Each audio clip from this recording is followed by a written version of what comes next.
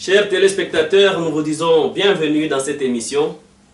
Et une fois de plus, nous resterons pour vous, le serviteur de Dieu, le patriarche Emmanuel Ngoyi, toujours dans le cadre de votre émission préférée, de cette émission qui va être votre pain quotidien à la recherche de la vérité. Nous sommes toujours à la recherche de la vérité comme vous, parce que vous tous, comme la Bible nous dit que vous connaîtrez la vérité et la vérité vous affranchira, nous chercherons toujours la vérité à travers la parole de Dieu. Raison pour laquelle nous avons encore fait appel au serviteur de Dieu, l'homme de Dieu, le patriarche Emmanuel Ngoyi, qui il nous a encore fait ses plaisirs, il a répondu présent. Raison pour laquelle je vais encore l'accueillir, savoir qu'est-ce qu'il nous a préparé en ces jours. Et le serviteur de Dieu, bonjour. Oui, bonjour mon frère Godefroid. Eh bien, écoutez, je tiens d'abord à vous remercier parce que vous êtes tous quand même disponibles. À chaque fois que nous avons besoin de vous. Vous êtes là pour le peuple de Dieu, pour apporter la lumière aux enfants de Dieu, ceux-là qui cherchent la vérité au travers de la parole de Dieu. Maintenant, nous voudrions savoir qu'est-ce que vous nous apportez aujourd'hui en fait de nouveau. Parce que la dernière fois, l'émission était quand même, en tout cas, c'était bien passé. Vous nous avez quand même expliqué que c'était concernant la foi. Bon, bien sûr, certaines personnes nous auront les retours au travers des questions, tout. Mais aujourd'hui, qu'est-ce que vous nous avez préparé de neuf? Aujourd'hui, j'ai préféré parler de quelque chose, d'un symbole que vous trouverez souvent dans des églises, dans des assemblées. Bon, c'est ce que j'ai préféré qu'on puisse un peu en parler. Est-ce qu'aujourd'hui, nous pouvons mettre ce symbole dans nos églises, dans nos maisons? C'est-à-dire le sujet du jour, je préférais qu'on puisse parler du chandelier. Le chandelier? Oui. C'est juste quoi? L'objet là sur lequel on pose les bougies, on pose des lumières, c'est ça? Tout à fait, tout à fait. C'est ce qu'on verra aujourd'hui. Pourquoi ce sujet? Qu'est-ce qu'il y a de si spécial? Nous savons que dans les églises, il y a pas mal de décors. Il y a beaucoup de décors dans les églises, en tout cas dans nos assemblées. Mais pourquoi seulement le chandelier? Le chandelier, puisque c'est quelque chose qui se trouve dans la parole de Dieu. Comme je l'ai toujours dit, la parole de Dieu, ce n'est pas une histoire. La parole de Dieu, c'est une vie. Quand les gens utilisent les chandeliers, dans les assemblées, dans les églises, aujourd'hui même dans leur maison, ça dit il y a une cause. Et c'est la raison pour laquelle, comme tu viens de le dire, que les gens ont besoin de la vérité, de pouvoir comprendre quelque chose. C'est la raison pour laquelle, à travers cette émission, les gens vont comprendre le chandelier que Dieu parle. L'utilité du chandelier, c'est quoi? C'est ce qu'on verra peut-être avec le temps que tu vas m'accorder pour pouvoir exposer. Eh bien voilà, téléspectateurs, comme vous venez de l'entendre, on va nous parler du chandelier aujourd'hui. Je ne sais pas si chez vous, vous en avez. Écoutez, aujourd'hui nous allons savoir pourquoi est-ce qu'il faut ou ne pas mettre les chandeliers dans les églises. Le serviteur de Dieu, il va pouvoir nous expliquer. Nous allons savoir est-ce que c'est une bonne chose ou c'est une mauvaise chose. Parce que nous tous, c'est l'ignorance qui tue. Raison pour laquelle, l'homme de Dieu, je vous laisse le temps de pouvoir exposer, de pouvoir nous expliquer qu'est-ce que vous nous avez concocté à travers ces sujets. Avant d'entamer dans le vif du sujet, je voudrais d'abord introduire avec un verset qui nous dit dans Genèse chapitre 1, verset 3, la parole de Dieu nous dit ceci, que la lumière soit et la lumière fut. C'est cette lumière qui va nous guider, qui va nous aider à pouvoir comprendre ce qu'on est en train de faire aujourd'hui dans nos ensembles. Par définition, le chandelier est un ustensile portant des chandelles soutenant des lampes. Le chandelier, c'est une porte-lampe. Le chandelier est un support destiné à recevoir des chandelles de bougies. On peut peut-être, pour bien comprendre, on va se référer d'abord dans la parole de Dieu. Et si vous comptez, le place de bougies qui se trouve dans les chandeliers, ils sont au nombre de 7. C'est là où nous disons que les chandeliers avaient 7 lampes, et ces lampes se remplissaient d'huile d'olive pure, leur lumière brillait du soir au matin. Exode chapitre 25. Exode chapitre 25, verset 31. Virgule 37 à 40. Exode chapitre 25, on va lire le verset 31. virgule le verset 37 et virgule le verset 40. Nous lisons Exode, chapitre 25, c'est ça? Oui, Verset 31. oui. Tu feras un chandelier d'or pur.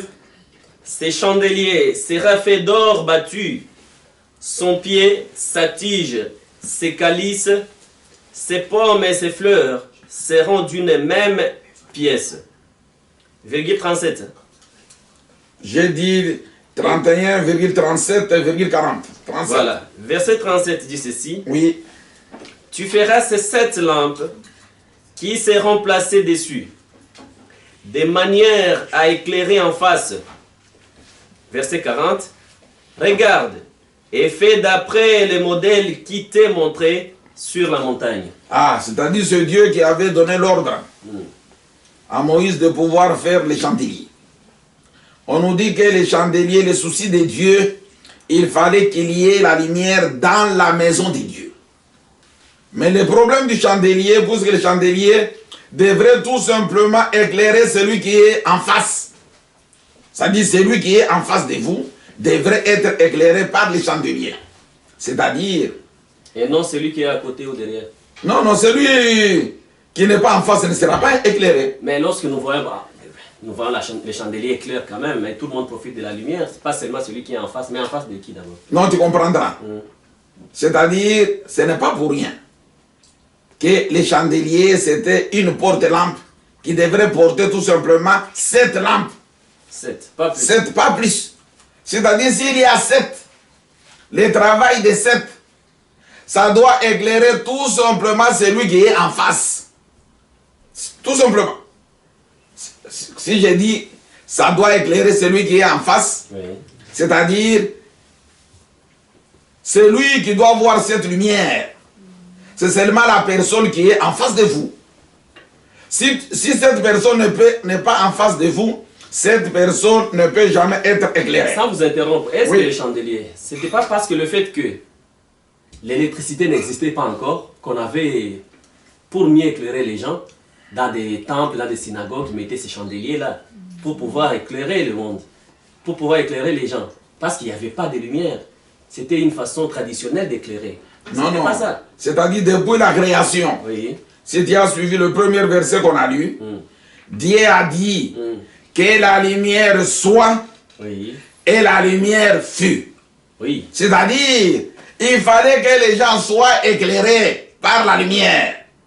Comme la lumière ne pouvait pas éclairer les gens, c'est la raison pour laquelle Dieu a préféré que dans l'église, dans des synagogues, dans l'assemblée, qu'il y ait d'abord, premièrement, le chandelier, c'est-à-dire le travail du chandelier. Dieu voudrait que cette lumière puisse demeurer, que ça soit le matin ou le soir. Il fallait qu'il y ait cette lumière-là pour pouvoir éclairer. Bon, Ok. on comprendra tout ce que Dieu disait, tout ce que Dieu est en train de nous parler dans sa parole. Il voudrait au juste nous parler du quoi. Voilà. C'est-à-dire il y a quelque chose que Dieu voudrait nous enseigner. Si nous lisons dans Lévitique chapitre 24 verset 1 à 4. Lévitique chapitre 24 verset 1 à 4. Lévitique 24, verset 1 jusqu'à 4. Oui. L'Éternel parla à Moïse et dit, ordonne aux enfants d'Israël de t'apporter pour le chandelier de l'huile pure d'olive concassée, afin d'entretenir les lampes continuellement. Ah, c'est-à-dire le souci de Dieu, il fallait qu'il y ait la lumière dans la maison de Dieu continuellement. C'est-à-dire à chaque heure, il fallait qu'on puisse trouver une lumière. C'est la raison pour laquelle Moïse devrait faire les chandeliers pour qu'il y ait la lumière dans la maison de Dieu. Oui. Verset 3. C'est en dehors du voile qui est devant le témoignage, dans la tente d'assignation, que les lampes brûlent continuellement, du soir au matin, en présence de l'Éternel. C'est une loi perpétuelle pour vos descendants. 4. Il arrangera les lampes sur les chandeliers d'or pur, pour qu'elles brûlent continuellement devant l'Éternel. Ah. C'est-à-dire le souci de Dieu, il fallait qu'il y ait la lumière dans sa maison continuellement. Cette lumière ne pouvait pas s'éteindre. Mais vous verrez, il y aura des conséquences. Il y a parfois, vous entrez dans la maison de Dieu, il n'y a plus de lumière. Mais patriarche, il y a une chose. Parce que là, comme le chandelier a pour but, nous parlons de la lumière, hein, normalement. Le but des chandeliers, c'est apporter la lumière. Moi, c'est juste quand même une petite anecdote que je voudrais qu'on se cite. Mais qu'est-ce que Dieu a... Est-ce que Dieu a un problème avec les ténèbres, en fait? Parce que vous nous avez donné le verset de la Genèse. Lorsque Dieu a commencé à créer, il a commencé par la lumière. C'est-à-dire qu'il y avait déjà les ténèbres. Ici aussi, il exige à ceux qui aient la lumière et que les chandeliers là, puissent éclairer continuellement dans sa maison. Oui, il y a le problème avec les ténèbres, puisque lui n'a pas créé les ténèbres. Référence Genèse, chapitre 1, verset 1, le verset nous dit ceci. C'est pas Dieu 1 à 2. Ce n'est pas lui le créateur. Il n'est pas le créateur de tout. C'est-à-dire, dans le monde physique, Dieu est le créateur de tout. Mais dans la Bible, tout ce qui concerne la parole de Dieu dans cette Bible, Dieu n'est pas le créateur de tout. C'est la raison pour laquelle je te donne cette référence dans Genèse, chapitre 1, verset 1 à 2, qui nous dit ceci. Au commencement, Dieu créa le ciel et la terre. La terre était informe et vide. Il y avait des ténèbres à la surface de l'abîme et l'Esprit de Dieu se mouvait au-dessus des eaux. Maintenant, au verset 3, là où il dit, Dieu dit que la lumière soit et la lumière fut. C'est-à-dire, Dieu n'a pas créé les ténèbres. Il a trouvé les ténèbres. Et c'est la raison pour laquelle le problème de Dieu, c'est combattre cette ténèbre-là ne puisse pas demeurer dans la maison de Dieu. Bon, en tout cas, ce n'est pas notre sujet du jour. C'était juste, comment je vais dire, une petite parenthèse que je voulais ouvrir. Là, je la ferme tout de suite. Tout à fait. Je vous laisse continuer dans votre sujet pour ne pas trop vous prendre du temps. D'accord. Parce que le peuple de Dieu a besoin d'être quand même édifié. D'accord, je vais lire un autre verset dans 1 Samuel chapitre 3, verset 1 à 3. 1 Samuel chapitre 3, verset 1 à 3. 1 Samuel 3, 1 à 3. Oui.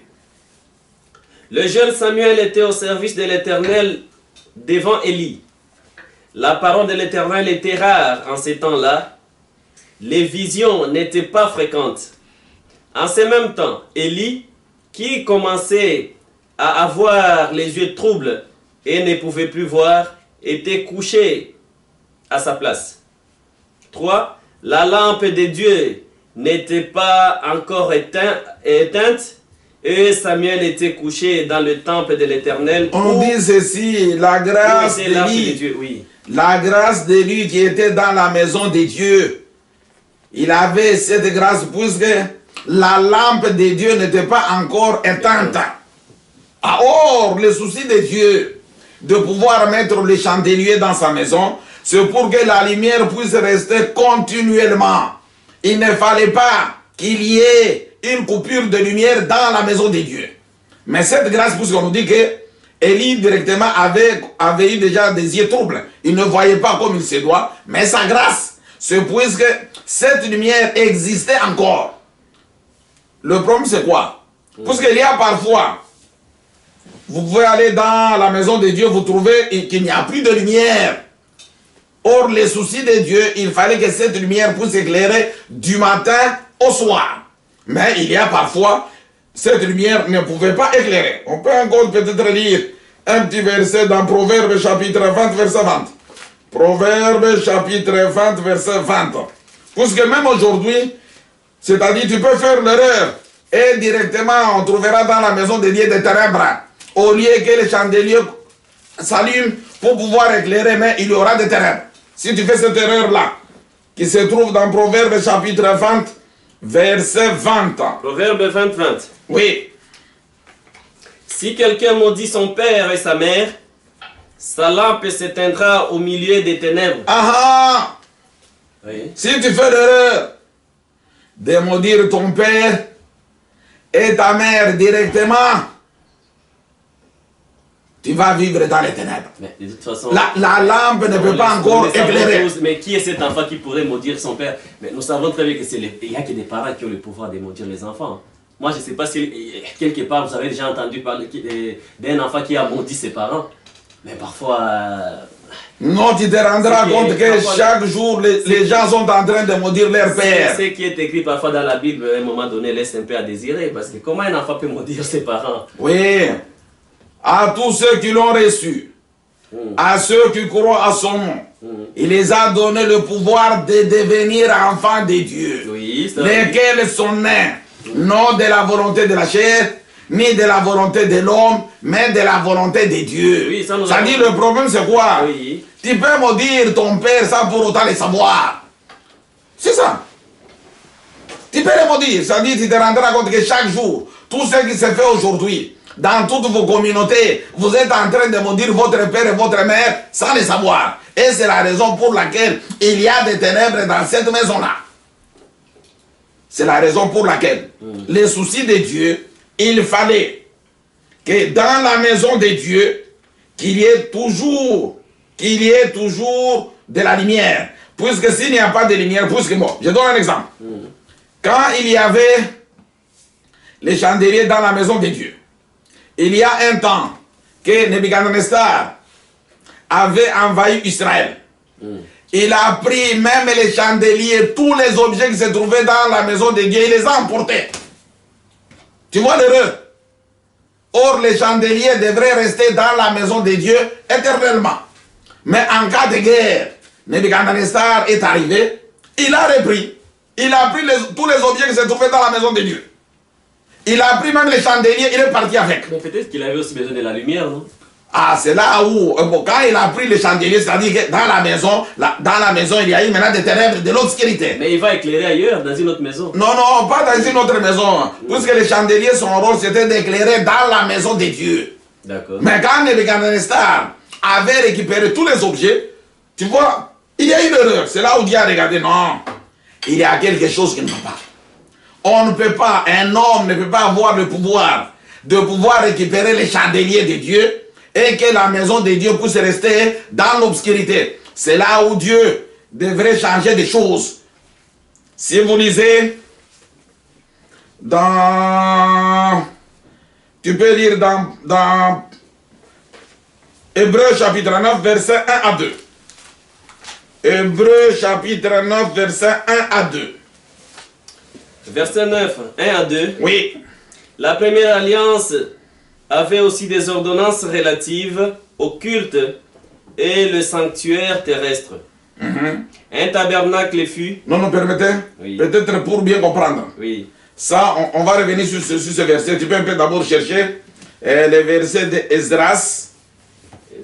Oui. Esdras, chapitre 6, verset 1.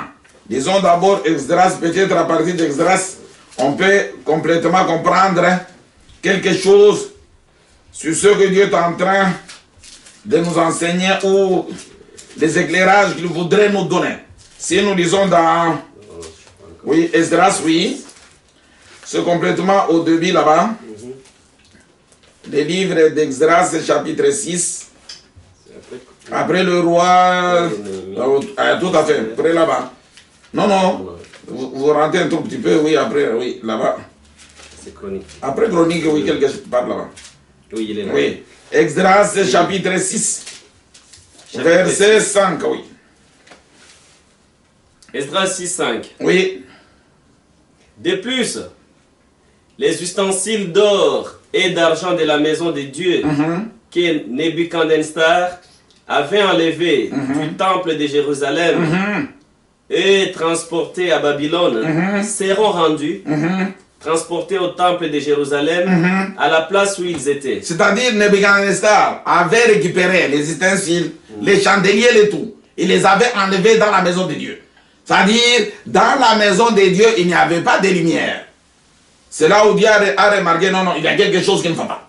Il faudrait qu'on puisse maintenant changer des choses. Là, on peut lire dans Hébreux chapitre 9, verset 1 à 2. Tu peux maintenant reprendre Hébreux chapitre 9, verset 1 à 2.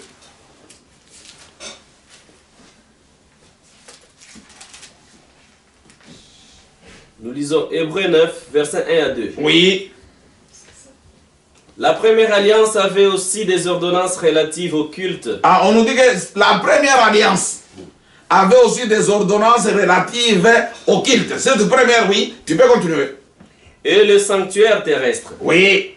Un tabernacle fut en effet construit dans la partie antérieure appelée le lieu saint. Oui. Était le chandelier, la table et les pains. Des propositions. Des propositions. Oui. C'est jusqu'à combien? 4? 1 à 2. 1 à 2, oui. Oui, oui. Tu vois que dans la première alliance, il y avait ces ordonnances-là. Ça dit dans le culte, il y avait des objets, il y avait les chandeliers, il y avait les tout. Mais tu vois, en cas de guerre, en cas de problème, en cas d'un vent violent, les bougies devraient s'éteindre. Oui. C'est la raison pour laquelle, qu'est-ce que Dieu voudrait faire? Hébreux chapitre 8, verset 13,7. Hébreux chapitre 8, verset 13,7. 13. Oui. En disant, une alliance nouvelle a été déclarée, la première ancienne. En disant une alliance nouvelle, il a déclaré la première ancienne, puisque la première alliance avait des erreurs. Et c'est la raison pour laquelle n'importe qui devrait entrer dans la maison de Dieu et récupérer les ustensiles, les chandeliers et les tout. Bon. Ça dit qu'il y avait des erreurs. Non, non, non. La première alliance avait des erreurs. C'est ça, c'est ce que vous venez de dire. C'est ce que la Bible, du moins la Bible vient de dire.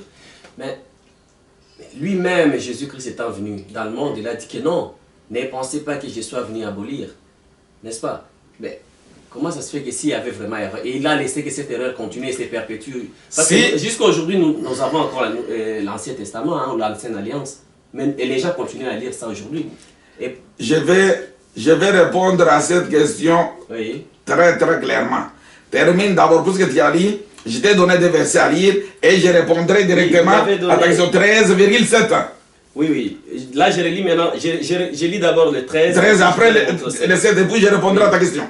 En disant, oui, une alliance nouvelle, il a déclaré la première ancienne. Or, ce qui est ancien, ce qui a vieilli. Oui. Ce qui est ancien, ce qui a vieilli, est prêt de disparaître. Alors, la réponse est claire. C'est-à-dire la première alliance a vieilli. Dans la première alliance, il y avait des erreurs. Mais nous continuons. Et c'est la raison pour laquelle il fallait changer. Non. Si, c'est la raison pour laquelle, aujourd'hui, dans toutes les assemblées, là, vous voyez, il y a les chandeliers. On dessine les chandeliers. Tu dois comprendre des choses dans l'ancienne alliance. C'est-à-dire les gens qui sont malades et toqués, qui ne comprennent pas la parole de Dieu. Or, Dieu lui-même s'est rendu compte, non, il faudrait qu'on puisse changer les choses. Mais lisez le verset 7. Le verset 7 dit, en effet, si la première alliance avait été sans défaut. Allô? On te dit, si la première alliance avait été sans défaut, il n'aurait pas été question de la remplacer par une seconde.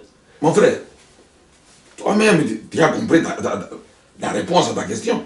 S'il y a la nouvelle alliance, c'est puisque l'ancienne alliance avait des erreurs, avait des défauts, et l'ancienne alliance ne pouvait pas sauver quelqu'un. Mais les choses qui ne peuvent jamais sauver quelqu'un. Mais aujourd'hui, vous persistez, vous continuez à mettre des chandeliers. Vous êtes malade? Oui, j'ai compris. Mais en fait, ce n'est pas toutes les assemblées qui mettent des chandeliers.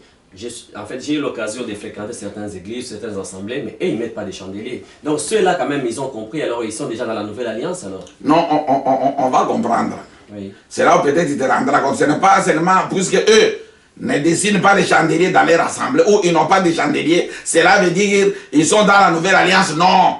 Tous ces gens-là, tu te rendras compte, ils sont toujours dans l'ancienne alliance. Ils sont aujourd'hui éclairés par les chandeliers. Ce sont des choses qu'il fallait remplacer. Donc, anéantir, faire sortir. Si je comprends bien, les chandeliers doivent exister ou ne doivent pas exister? Les chandeliers avaient son travail dans l'ancienne alliance. Mais aujourd'hui, toutes les assemblées, toutes vos églises, les chandeliers sont là. C'est ce qu'on doit voir aujourd'hui. C'est-à-dire dans toutes les églises, même chez vous, les chandeliers sont là. C'est-à-dire vous tous, vous vivez, vous tous, vous êtes des rebelles devant la face de Dieu. Puisqu'on te dit non, l'ancienne alliance avait des défauts. Il fallait remplacer ces choses-là. Mais vous persistez. Mais vous croyez que le fait de ne plus mettre les chandeliers dans vos assemblées, que vous êtes dans la nouvelle alliance? Non! Les chandeliers toujours là, on verra les chandeliers. peut-être on ne parle pas le même langage, vous et moi. Quand vous parlez maintenant de l'ancienne alliance, alors que nous lisons encore des Exodes, nous lisons des Genèses, des Esdras, tout ça se trouve dans l'ancienne alliance, non? Matthieu, chapitre 13, verset 34 à 35. Messieurs, Oui. je t'ai toujours dit, je n'ai jamais lu l'ancienne alliance. Je n'ai jamais lu l'Ancien Testament. Ça dit, c'est la raison pour laquelle Dieu m'a envoyé, puisqu'il a vu des erreurs dans ce que vous êtes en train de faire. Genèse, ce n'est pas l'ancienne alliance. Tu peux lire Genèse, Exode, Matthieu, tout ce qui se trouve dans la parole de Dieu. Les versets que je te donne, moi, Oui. c'est le Nouveau Testament. Tu peux lire. Matthieu, oui, ça c'est Matthieu. Moi aussi j'ai la preuve qu'il est dans le Nouveau Testament. Et Genèse n'est pas dans le Nouveau Testament. Ancien Testament, c'est juste. Lisez, tu te rendras compte. C'est la raison pour laquelle vous voulez toujours être éclairé par les chandeliers. Jusqu'à Malachie, Ancien Testament. Oui, là c'est la connaissance qu'on t'a donnée à part les chandeliers. C'est ça l'erreur. C'est la raison pour laquelle je vous dis non, non, on doit bannir, on doit enlever les chandeliers. C'est ça que les chandeliers t'ont enseigné. Bon, ok, d'accord. Vous avez Oui. dit Matthieu chapitre combien? J'ai dit Matthieu chapitre 13, verset 34 à 35. 13, 34 à 35. Oui. Jésus dit à la foule toutes ces choses en parabole. Jésus dit à la foule toutes ces choses en parabole. Et il ne lui parlait point sans parabole, Et il ne lui parlait point sans parabole. afin que s'accomplisse ce qui avait été annoncé par le prophète. Oui. J'ouvrirai ma bouche en parabole, J'ouvrirai ma bouche en parabole. je publierai des choses cachées depuis la création du monde. Je publierai des choses cachées depuis la création du monde. Alors, c'est la raison pour laquelle quand Jésus est arrivé, c'est pour rendre toute la Bible, à partir de la Genèse jusqu'à l'Apocalypse, la nouvelle alliance, que ce soit le Nouveau Testament. C'est la raison de son arrivée. Mais c'est ce que je me disais peut-être, moi en tout cas, je comprends qu'on ne parlait pas le même langage. Donc, Effectivement. le Nouveau Testament c'est des Genèses À l'Apocalypse. à l'Apocalypse, c'est le Nouveau Testament. Oui, et l'Ancien Testament, c'est Oui. à partir de la Genèse jusqu'à l'Apocalypse. Et l'Ancien Testament, c'est... Oui. Bon, Oui. patriarche, en Oui. tout cas, moi je ne sais pas, vous, Oui. vous avez votre façon de Mais comprendre les tu choses. comprendras Oui. facilement. Tu comprendras facilement, puisque Jésus te dit clairement, avec les versets que tu viens de lire, il est venu pour pouvoir maintenant Oui. nous expliquer, nous révéler à partir de la Genèse. Puisque vous tous, vous étiez dans l'Ancien Testament, l'Ancienne Alliance. Peuple de Dieu, tout comme moi, j'espère que vous êtes quand même étonnés avec les propos du patriarche qui nous dit que nous tous, nous avons toujours connu que non, l'ancien ou l'ancienne alliance ou l'Ancien Testament commençait de Genèse jusqu'à Malachie. Mais lui nous dit que non, l'ancienne alliance commence de Genèse jusqu'à Apocalypse. Et la nouvelle alliance commence de Genèse jusqu'à Apocalypse. Bon, nous sommes avec lui, il va pouvoir nous expliquer. D'ailleurs, On va pour s'expliquer, t'aider, en fait. Oui. pour t'aider facilement, c'est là où tu te rendras compte. Pas que moi, pour nous aider, parce que nous sommes nombreux en train de vous suivre. C'est-à-dire, toi, tu représentes ces nous-là. Bon, d'accord. C'est la raison pour laquelle je m'attaque à vous. Oui, C'est-à-dire pour t'aider, pour vous aider, vous. d'accord. Tu peux lire J'ai lu. dans Hébreux, chapitre 9, verset 16. Vous parlez très bien. Oh, il y a deux alliances, il y a deux nouveaux testaments. Qui t'a dit ça? Hébreux 9, 16. Oui. Car là où il y a un testament, il est nécessaire que la mort du testateur soit constatée. Un testament, en effet, n'est valable qu'en cas de mort, puisqu'il n'a aucune force tant que le testateur vit.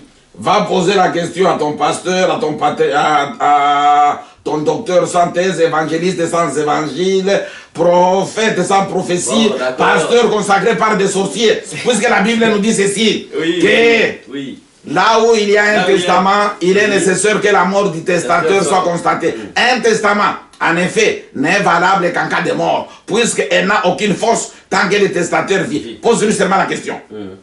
Selon vous, l'Ancien Testament, malgré votre manière de partager la Bible, ceux qui sont un peu moins sérieux, ils te diront non, l'Ancien Testament commence à partir de la Genèse jusqu'à Malachie. Le Nouveau Testament commence à partir de Matthieu jusqu'à l'Apocalypse. Pose-lui tout simplement la question. Qui est le testateur? Qui a écrit à partir de la Genèse jusqu'à Malachie. Il ne te donnera pas les noms. C'est là où il se rendra compte qu'il est malade, qu'il a été ensorcelé. Et le Nouveau Testament, qui commence à partir de Matthieu jusqu'à l'Apocalypse, qui a écrit. Bon, si, en tout cas, personnellement, si je peux me permettre, moi je dirais que non. Tout est ancien, parce que tout le monde est mort. Parmi tous ceux qui ont écrit la Bible, ils sont tous morts. Ça veut dire quoi? Non, non, on dit deux. Il fallait qu'il y ait deux personnes. On dit l'Ancien Testament, les testateurs de l'Ancien Testament, les testateurs du Nouveau Testament. C'est là où je voulais tout simplement te remettre dans le raisonnement de Dieu pour te faire voir que tu as une connaissance empirique. C'est-à-dire qui ne concerne pas la parole de Dieu. C'est-à-dire jusqu'à présent, vous tous, vous adorez les chandeliers, vous tous, vous êtes conduits par les chandeliers, c'est ce qu'on verra aujourd'hui. C'est-à-dire, il y a eu des erreurs, c'est la raison pour laquelle Dieu a changé des choses. Mais vous persistez toujours. Je vous laisse continuer, vous avez l'air d'être sûr de vous-même, donc je ne veux pas dire que vous êtes hautain ou arrogant, mais sûrement, je me dis seulement que vous êtes sûr de vous-même. J'accepte toutes les qualifications possibles puisque je parle de la part de Dieu. Dieu m'a choisi pour que je puisse parler de sa part. L'humilité précède la gloire, patriarche. Bon, on continue. C'est-à-dire, quelqu'un que Dieu a choisi, Dieu l'a trouvé, il a cette humilité-là. S'il ne t'a pas choisi, toi, c'est toi qui n'as pas l'humilité. Dis, tu peux lire d'abord, tu peux lire. On continue, oui. Jean chapitre 10, verset 8. Jean chapitre 8, verset 10. C'est Jean 8, 10. Oui, c'est Jean, oui, Évangile. Oui. Chapitre 10, verset 8. Ah, 10, 8. Le verset 8 nous dit ceci. Tous ceux qui sont venus avant moi sont des voleurs et des brigands, mais les brebis ne les ont point écoutés. On dit ceci. Tous ceux qui sont venus avant moi sont des voleurs et des brigands. C'est-à-dire, les chandeliers étaient des voleurs et des brigands qui ont détourné le peuple de Dieu. On vous dit clairement que ceux qui sont venus avant Jésus, c'était des voleurs et des brigands. Mais vous persistez aujourd'hui, même à pouvoir décider, même à pouvoir mettre dans vos assemblées les chandeliers pour éclairer qui a besoin de cette lumière-là. Non. Mais Jésus, en disant cela, il faisait allusion à qui et à quoi? Aux chandeliers. Il ciblait qui? Aux chandeliers. Tous ceux qui sont venus avant, mais ses parents. C'était les chandeliers. Ses parents aussi sont venus avant lui. C'était les chandeliers. Ah, c'est les chandeliers. Oui, je vais dire. C'était les chandeliers. C'était les chandeliers qui sont venus avant Jésus. Apocalypse chapitre 11, verset 3 à 4,6. Apocalypse chapitre 11, verset 3 à 4,6. Ah, patriarche. Oui. Apocalypse chapitre 11, verset 3 à 4. Verset 3 à 4,6, oui. Je donnerai à mes deux témoins le pouvoir de prophétiser, revêtus de sacs, pendant 1260 jours. Oui. Ce sont les deux oliviers. Ce sont les deux oliviers. Et les deux chandeliers. Et les deux chandeliers. Qui se tiennent devant le Seigneur de la terre. Verset 6. Oui. Ils ont le pouvoir de fermer le ciel, afin qu'il ne sombre point des pluies. Écoute mon frère, tu vas reprendre la lecture. Malgré Dieu a donné aux chandeliers le pouvoir de fermer la pluie, d'échanger l'eau en sang, mais ils sont toujours voleurs et brigands. Tu peux lire. Bon, peut-être que ce n'est pas Dieu qui leur a donné ce pouvoir. C'est toi. Non, non, c'est pas moi. Moi, disais. Mais la Bible te dit que c'est Dieu. Mais toi, tu dis que c'est pas Dieu. C'est là où je voulais avoir des précisions. C'était toi.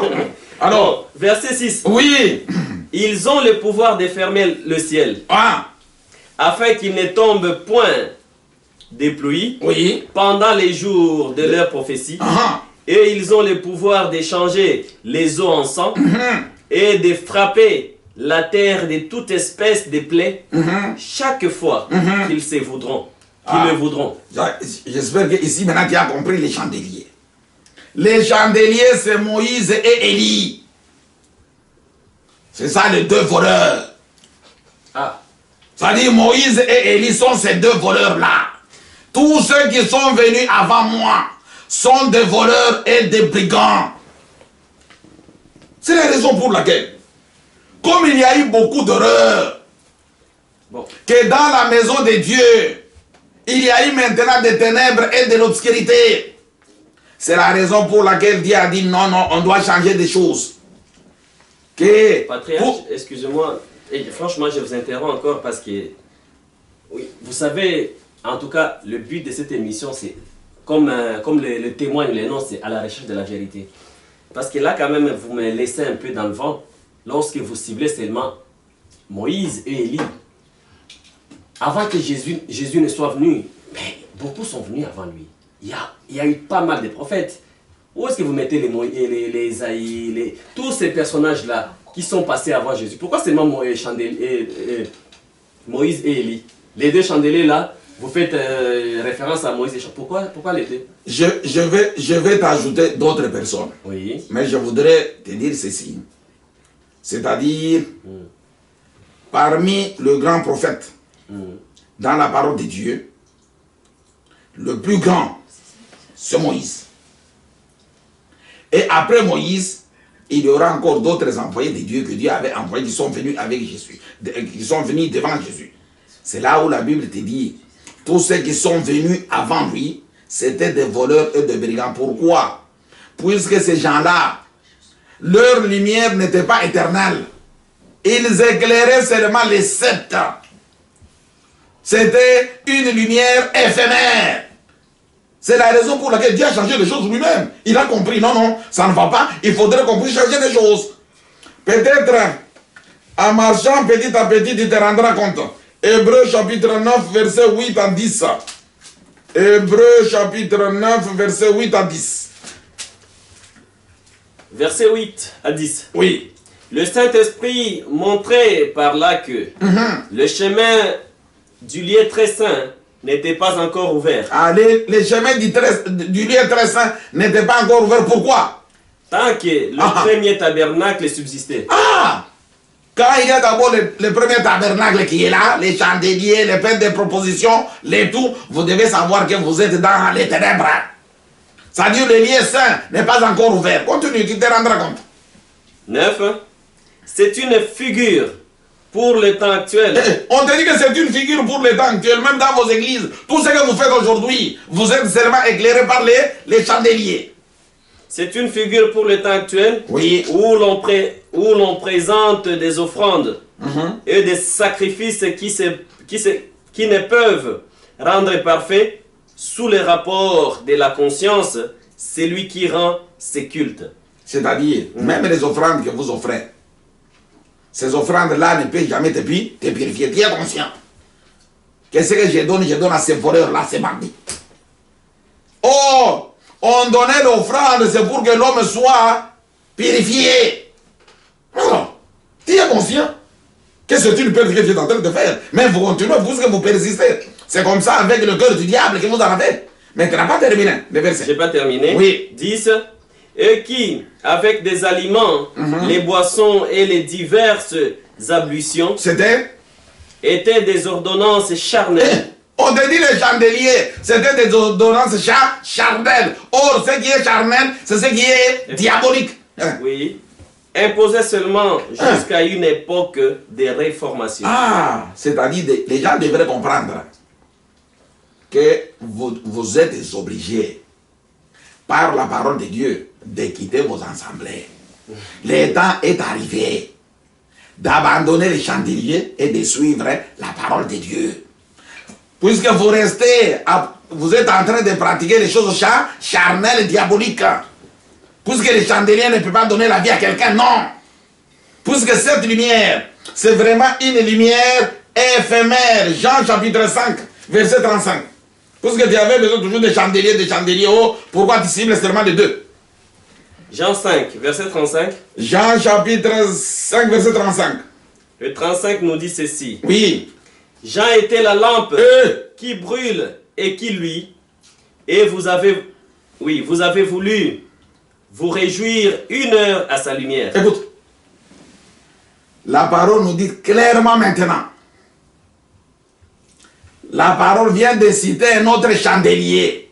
Tu peux le prendre. Verset 35 de Jean chapitre 5 nous dit, Oui. Jean était la lampe qui brûle et qui luit. Et, c'est ça oui, et qui luit. Et vous avez voulu vous réjouir 1 heure à sa lumière. Ça dit la lumière de Jean. On te dit que Jean c'était une lampe. Jean était le chandelier. Et la lumière de Jean c'était seulement 1 heure du temps, ça dit 60 minutes, un point, un train. Et quand vous dépassez les 60 minutes, vous retombez dans les ténèbres. Alors, ça, bon, ça quelle importance? Dit, Jean était le chandelier. Mais les gens préfèrent la lumière d'1 heure du temps, de 60 minutes. C'est ce que les gens cherchent. Mais les gens ont peur hein, de la lumière éternelle. Vous êtes quand même conscient que votre enseignement, en fait, vous n'allez pas vous faire des amis avec les autres pasteurs quand même, ceux qui auront l'occasion de vous suivre. Mais parce que je ne serai pas un ami d'un sorcier, un voleur. Bon, c'est-à-dire, en plus, d'abord, ce sont des serviteurs des diables, bon, les serviteurs des 2e, des 10e et 15e mains. Il est doux et agréable que des frères de demeurer ensemble. Ce ne sont pas mes frères. Un voleur, ses frères, ce sont ses voleurs avec lui, ce ne sont pas mes frères. Alors, il est agréable et doux, oui. Si tu es engendré par Dieu, tu es mon frère. Mais elles sont engendrées par les diables. Alors, ne sont pas mes frères. Comment on peut être des amis, non? Ce ne sont pas des amis. En tout cas, les propos que tiennent le patriarche n'engagent que lui. Hein. C'est lui qui dit que non, voilà, les autres sont des diables. Que non, il n'y a que vous qui êtes nés de Dieu, en fait. Le problème est simple. Si Dieu envoie quelque chose, envoie un messager, il lui donne quelque chose. Les gens qui se prétendent aussi être envoyés par Dieu, mais ce qu'ils enseignent, c'est ce que l'Église catholique a enseigné. C'est ce que les protestants ont enseigné. Et ces églises-là qui s'est réveillées, comme c'est la sorcellerie, qui s'est réveillée, et le banditisme, et le vol à main armée, clairement visible, c'est ce qui se passe maintenant dans les églises, déshabillées. Les femmes d'autrui, les filles d'autrui, faire toutes les bêtises possibles. Alors, ils ont, c'est-à-dire, ils ne disent rien, ils ne disent rien. Pour tout ce qui concerne la parole de Dieu. Mais le message que j'ai, c'est la parole de Dieu. Pour que les gens puissent avoir la vie. Voilà, nous attendons, parce que là, vraiment, nous avançons progressivement vers la fin de notre émission. Nous attendons que vous puissiez quand même éclairer le peuple de Dieu. Ah, c'est-à-dire, oui, les chandeliers, son travail, c'était tout simplement de pouvoir éclairer pendant 1 heure du temps, c'est-à-dire 60 minutes. Ah, or, Dieu a créé l'homme aussi au 6e jour. Qu'est-ce que je voudrais dire par là? C'est-à-dire, si tu ne voles pas, tu ne te prostitues pas, tu ne fumes pas, c'est-à-dire, selon les hommes, tu seras apprécié. Mais ce n'est pas le fait de ne plus pécher. C'est que les choses que nous tous nous connaissons, que toi tu connais Dieu, non. Là, Dieu est en train tout simplement d'éclairer pendant 1 heure du temps. C'est-à-dire, le problème des chandeliers, c'était d'éclairer seulement pendant 1 heure du temps. C'est la raison pour laquelle je t'avais dit que les chandeliers, sa lumière s'était éclairée en face. En face, c'est-à-dire que aussi longtemps tu ne voles pas, tu ne te prostitues pas, tu ne fais pas du mal. Celui qui te regarde t'apprécie. Oh, ça c'est vraiment un homme de Dieu. Non, non, non, ce n'est pas un homme de Dieu. Il est appréciable dans la société, mais devant Dieu, c'est un ignorant. Mais la Bible dit, en plus, c'est Jésus lui-même qui dit que non, vous connaîtrez, en fait, c'est... Qu'est-ce qu'il a dit? Il a dit quoi? Il a dit que non, voilà, vous les reconnaîtrez par leurs fruits, non? C'est-à-dire que non, c'est... Quand on voit que déjà quelqu'un est un homme de Dieu, il ne vole pas. Mais écoutez, vous, qu'est-ce que vous attendez? Ça, ce ne sont pas des fruits. C'est-à-dire... On vous a inculqué des bêtises, mon frère. Ça, ce n'est pas des fruits. Ça, ce n'est pas des fruits. Quand on dit, on reconnaît l'arbre par le fruit. Par le fruit. Oui, oui. D'ailleurs, si nous voulons comprendre ce qui est écrit noir sur blanc, c'est faux. Est-ce que quand le manguier pousse, ou l'oranger pousse... Vous récusez les paroles de Jésus-Christ. Ça dit, c'est toi qui ne comprends pas. Puisque, pour reconnaître les manguiers, les papayers, on va partir directement quand ça pousse. Alors, on ne va pas les fruits. Ah, Mais Dieu nous dit non, on reconnaît l'arbre par le fruit. C'est pour te dire que le fruit, ça n'a pas de rapport avec ton comportement, ton caractère, non. C'est-à-dire, on doit juger quelqu'un à travers son enseignement, à travers sa parole. C'est ça le fruit. C'est-à-dire, le fruit, c'est la parole de Dieu, c'est l'enseignement. Bon, c'est la raison pour laquelle les gens que toi, tu disais que c'était mes frères, ce ne sont pas mes frères, ce sont les bandits, c'est-à-dire les gens qui sont en train de combattre la volonté de Dieu. C'est ça le fruit. Ce qu'on vous a enseigné... J'espère que vous soyez bien jugés avec les fruits que vous sortez par les autres, effectivement. Non, pas de problème. Oui. C'est-à-dire... On dit ceci, j'ai dit le fruit c'est l'enseignement. Une source doit faire sortir seulement l'eau douce. L'eau douce, c'est-à-dire... Ça c'est doux, c'est que... Oui, l'eau douce c'est la parole spirituelle. Je n'ai jamais mélangé les enseignements. Non. Quand tu commences à mélanger, à parler tantôt de la chair, tantôt de l'esprit, bon, là tu es devenu diabolique et tu seras fini devant la face de Dieu. En tout cas, je ne fais pas un débat personnel. Je vous laisse continuer en tout cas et pouvoir conclure. Tout à fait. Il reste 5 minutes et puis on va... On peut lire 2 Corinthiens chapitre 3, oui. Versets 7 à 11. 2 Corinthiens chapitre 3, versets 7 à 11. 2 Corinthiens 3, 7. 7 à 11. Oui. Or, si le mystère de la mort gravé avec des lettres sur des pierres a été glorieux, au point que le fils d'Israël ne pouvait fixer le regard sur le visage de Moïse à cause de la gloire de son visage, bien que cette gloire fût passagère. Ah, c'est-à-dire la lumière que Moïse a apportée, on nous dit très bien, c'était une lumière éphémère. Alors ça c'est la réponse à ma question quand j'ai demandé maintenant que non, pourquoi seulement Moïse? Parce que, oui, parce que vous avez parlé de Moïse. Tout à fait, ça dit que c'est celui que Dieu appelait, mais la lumière qu'il a apportée, on dit c'était une lumière éphémère, qui ne pouvait pas durer éternellement.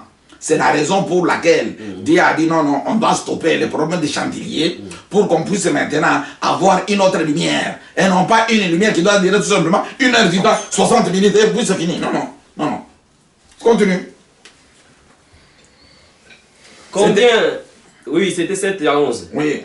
Je reprends à partir de 7. Or, si le ministère de la mort gravé avec des lettres sur des pierres, a été glorieux au point que les fils d'Israël ne pouvaient fixer le regard sur le visage de Moïse à cause de la gloire de son visage, bien que cette gloire fût passagère. Combien le ministère de l'Esprit ne sera-t-il pas plus glorieux? Ah, ça dit, il y a un ministère plus excellent.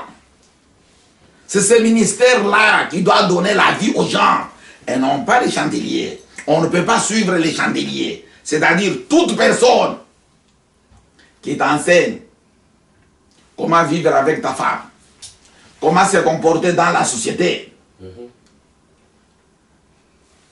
C'est un chandelier. D'ailleurs, il t'accuse directement, il accuse tes parents. Que tes parents c'était des idiots, ils n'ont pas fait leur devoir. Ça c'est vous qui le dites, il n'y a pas dit que les parents étaient des idiots. Attends. Qui est censé donner l'éducation de base à l'enfant? Ce sont les parents. Alors, ce sont les parents, c'est ce que les parents devraient t'apprendre. Et comment maintenant à cet âge-là, quelqu'un qui a 70 ans, 80 ans, il doit aller à l'église, on puisse lui enseigner de ne plus fumer, de ne plus se prostituer. Mais Dieu ok, d'accord, mais est-ce qu'il n'est pas aussi de votre, comment je vais dire, n'est pas aussi de votre responsabilité d'apporter ce genre de conseils à vos fidèles? En tout cas, j'ai doute, ou j'ai peur que non, j'ai doute fort que vous donnez des conseils. C'est-à-dire, vous tolérez. Moi je suis certain qu'avant de venir suivre la parole de Dieu, tu es passé par l'éducation de parents. Cette morale-là, l'éthique-là, on t'a enseigné. Et maintenant, tu as besoin maintenant d'écouter la parole de Dieu pour avoir la vie éternelle. Mais non pas quelqu'un qui va te retourner dans l'éducation de base que tu avais eu avec tes parents. Non, ça c'est pas la parole de Dieu. Allons-y, conclure. C'est ce que je te dis que les chandeliers, ce sont ces enseignements-là qu'on vous enseigne comment vivre dans la société, qui ne peut pas donner la vie à quelqu'un. Il y a des erreurs. C'est la raison pour laquelle Dieu a changé. Tu n'avais pas terminé. J'ai pas terminé. Oui. C'était de 7 à 11. De 7 à 11. Oui. Donc, là maintenant 9. Si le ministère de la condamnation... tu vois que le ministère là de la condamnation, c'est ça les chandeliers. Vous voyez, si le ministère a été glorieux, le ministère de la justice est de beaucoup supérieur en gloire. Et sous ces rapports, ce qui a été glorieux ne l'a point été à cause de cette gloire qui lui est supérieure. C'est-à-dire, il y a une gloire maintenant qui est venue, qui est supérieure. C'est-à-dire, l'homme aujourd'hui ne peut pas encore être guidé par les chandeliers, non. En effet, si ce qui était passager a été glorieux, ce qui est permanent est bien plus glorieux. Ah, c'est-à-dire, les chandeliers, ce sont les serviteurs de Dieu qui vous enseignent le mode de vie. Ce sont ces serviteurs de Dieu-là qui vous enseignent comment faire les rapports sexuels avec votre femme. Et ce sont des choses qu'il faut enseigner à l'église.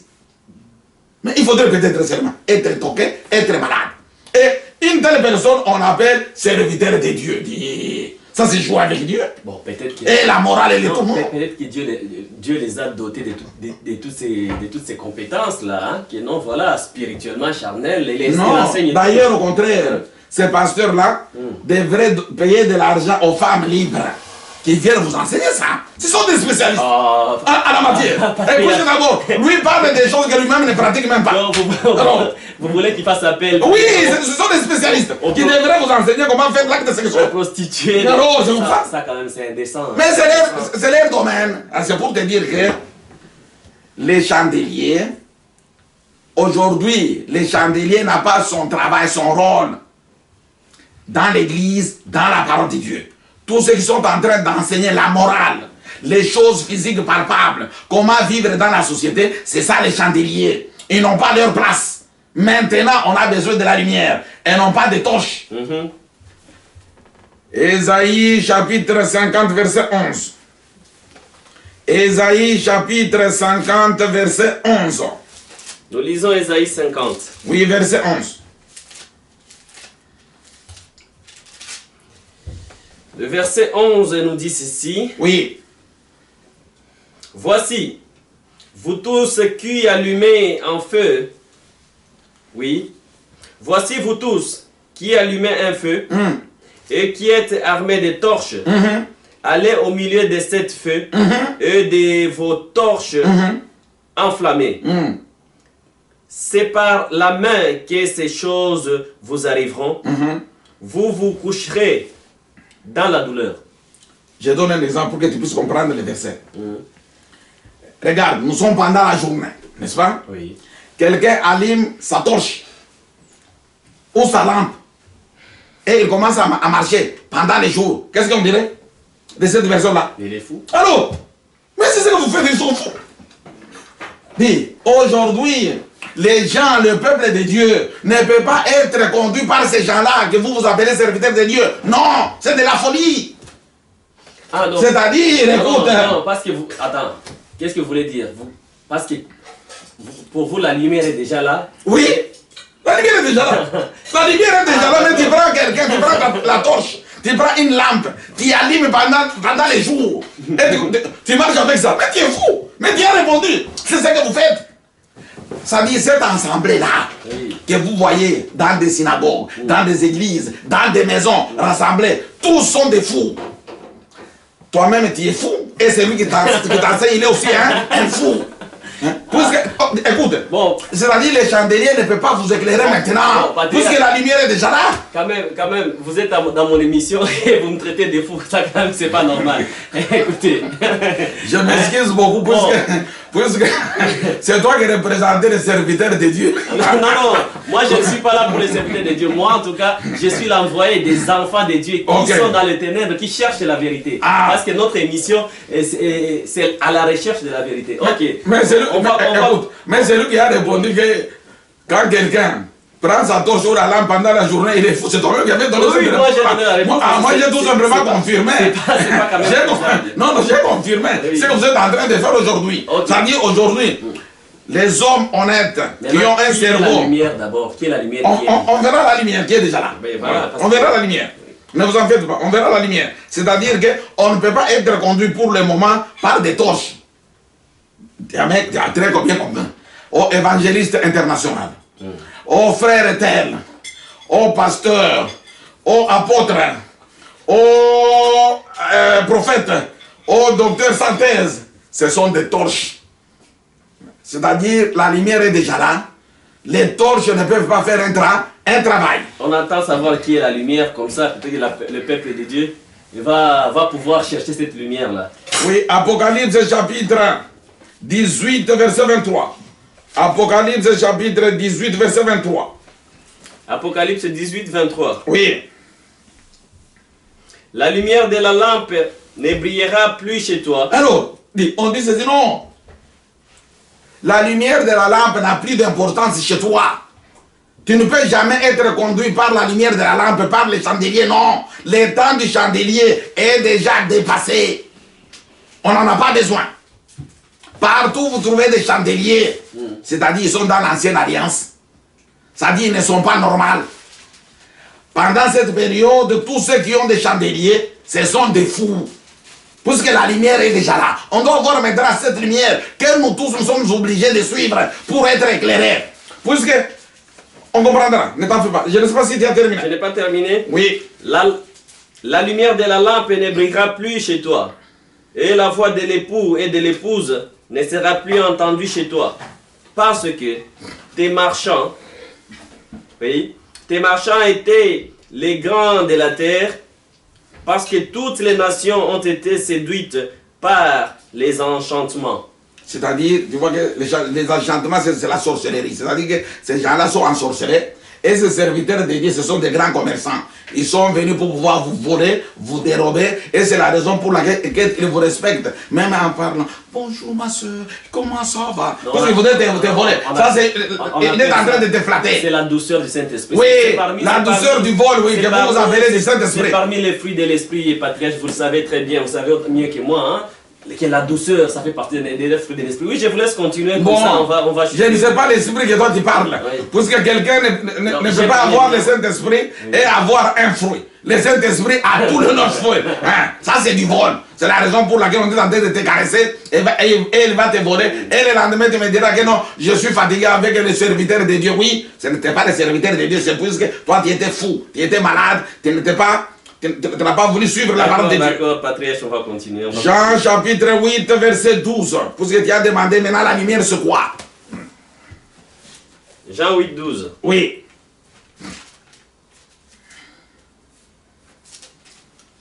Jean chapitre 8, verset 12. Jésus leur parla de nouveau et dit, je suis la lumière du monde. Oh!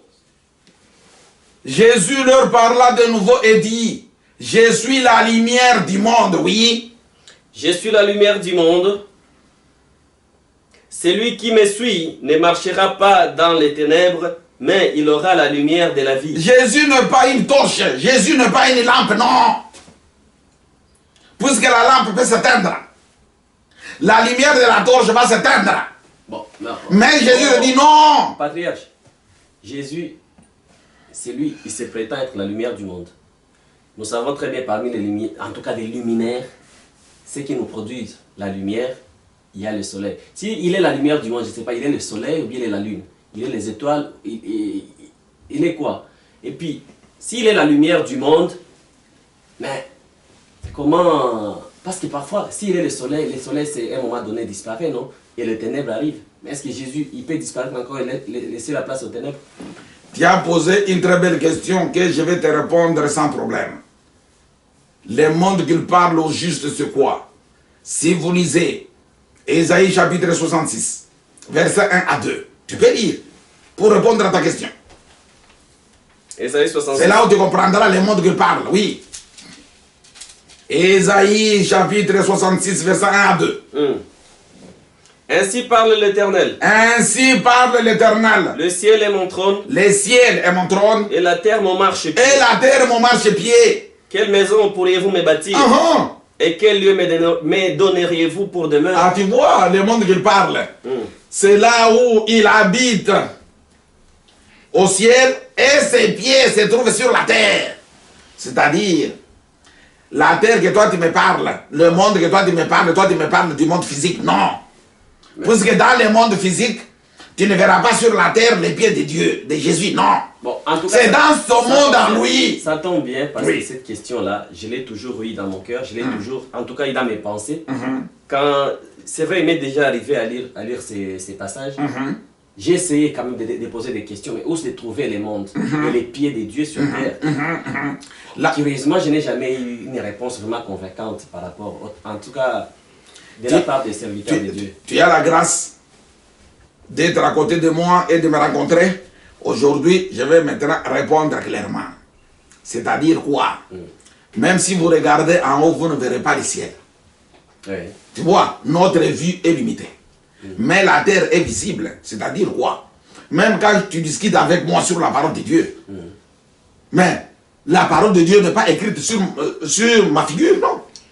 Même quand je marche, personne ne saura que je suis envoyé de Dieu ou j'ai la parole de Dieu, non. Ce qui va prouver à quelqu'un qu'effectivement Dieu habite en moi, c'est quand vous verrez les pieds de Dieu sur la terre. C'est-à-dire, cette parole-là se manifeste par les actes, par le comportement. C'est-à-dire, Dieu habite en moi. Les mondes qu'il parle sur moi. Puisque Dieu habite en moi, cette parole, cette connaissance doivent se manifester dans mon comportement, dans mes œuvres. C'est là où Dieu dit que les cieux c'est mon trône et la terre mon marchepied. C'est ce que Jésus te dit. Je suis la lumière du monde. Le monde qu'il parle, c'est cette personne que lui a créée, que lui est en train maintenant, que cette personne qui est conduite, qui est en train de suivre la connaissance, la vérité, la parole de Dieu. Il ne peut jamais faire du mal. C'est ça le monde qu'il parle. Il ne parle pas du monde physique, non. Ok, d'accord. Ça dit, j'ai toujours dit qu'il faudrait que les gens soient créés afin que Dieu puisse habiter en eux. Ça n'a pas de rapport avec le monde physique. C'est ce que Jésus dit que Jésus n'est pas le chandelier. Jésus n'est pas une torche. Jésus n'est pas une lampe. Jésus nous dit non, je suis la lumière du monde. Ça dit, Jésus c'est la lumière. Cette lumière est éternelle. C'est cette lumière-là qui doit donner la vie éternelle à quelqu'un. Mais tu ne peux pas suivre. Tu ne peux pas suivre la lumière de chandelier. Et lorsqu'il dit que non, vous êtes la lumière du monde, une lampe, c'est quoi? Il y a un verset qui dit... Je vais lire ce verset dans Matthieu. Je vais lire ça. Mais qu'est-ce qu'il disait? Il s'adressait à qui alors? Ça c'est le chandelier. Qui n'a pas d'importance. J'ai ce verset. Je vais lire ce verset. D'accord, oui. Ça tombe bien. Quand je vais lire ce verset, ça c'est le chandelier. Vous êtes là, une lumière, c'est juste là. Non, ça c'est le chandelier. Qui ne peut pas donner la vie à quelqu'un. J'ai ce verset, on va lire ce verset.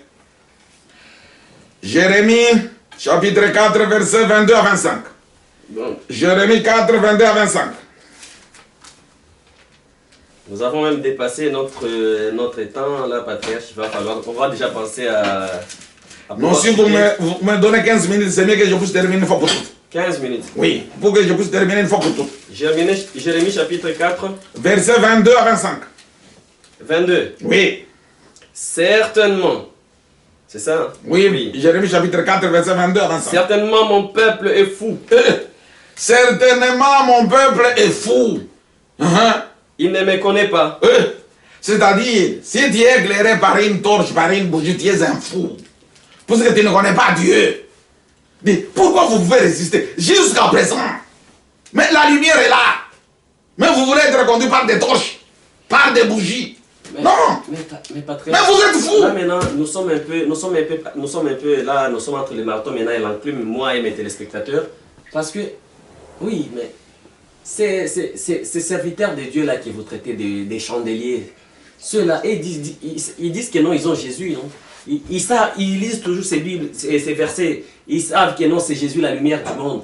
Mais finalement, qui a cette vraie lumière là que le peuple de Dieu va suivre? Parce que là, vous voyez que vous nous mettez un peu dans une... D'abord, je te dis, c'est la toute première fois depuis ta naissance que tu viens de comprendre que le chandelier veut dire le serviteur de Dieu. Non, puisque vous... Qui est en train de donner l'éducation, l'éducation aux gens qui ont en train d'enseigner les gens comment vivre dans la société, dans leur foyer. C'est aujourd'hui que tu te rends compte. Alors, personne n'a jamais dit ce que j'ai dit. Que les chandeliers, que ce sont les serviteurs de Dieu, non. Pour preuve. Non. Attends d'abord, je vais te donner un exemple. Oui, allez-y. Allez, dans les assemblées de branhamistes, tout le monde a un chandelier, ceci, cela. Ils croient qu'ils sont dans la volonté de Dieu. Ce sont des fous. Le temps est passé. Le temps est passé. La lumière est déjà là. Mais reprends d'abord. Tu comprendras, mon frère. Mais t'en sais pas. Okay. Mais ne me dis pas que, puisque un serviteur de Dieu, un évangéliste de la rue, puisqu'il vient de terminer la formation de haut camp, de titre service, il a lu ces versets, tu crois qu'il est serviteur de Dieu, non? Encore sur ça. Mais, frères et sœurs, si vous êtes de la communauté des branhamistes, vous avez entendu en tout cas les propos du patriarche. Écoutez, le micro est pour tout le monde. Cette émission n'appartient pas au patriarche, c'est pour tout le monde. Si vous avez des réponses, si quelqu'un voudrait répondre le patriarche par rapport à ses propos, nous sommes là, nous allons vous accueillir avec plaisir et nous parlerons. Parce qu'il dit que non, vous avez vos chandeliers, chacun a son petit chandelier à la maison. Écoutez, si vous pouvez venir défendre vos chandeliers que vous portez chez vous, dans vos maisons, dans les églises, eh bien écoutez, le plateau est à vous, vous êtes les bienvenus. Alors, patriarche, je t'avertis. Oui. Directement. Ok. Les chandeliers boulets, les docteurs sans thèse ne viendront pas au débat. Attends, je termine, laissez-moi parler. Ce sont mes frères, à moi. Où est ton problème? Vous reconnaissez qu'ils sont vos frères? Alors, bon, Okay, les docteurs, Félix, docteur sans thèse, ne viendra pas au débat. L'apôtre Mouboyahi ne viendra jamais au débat. Ils ont compris que leur lumière, c'était les lumières des torches et des lampes. Ils ne viendront jamais. Personne ne viendra encore. Écoutez, ça, puisque la lumière est déjà là, ils ont compris. C'est vous qui le dites. Hein. C'est Oui. vous qui le dites, ce n'est pas eux.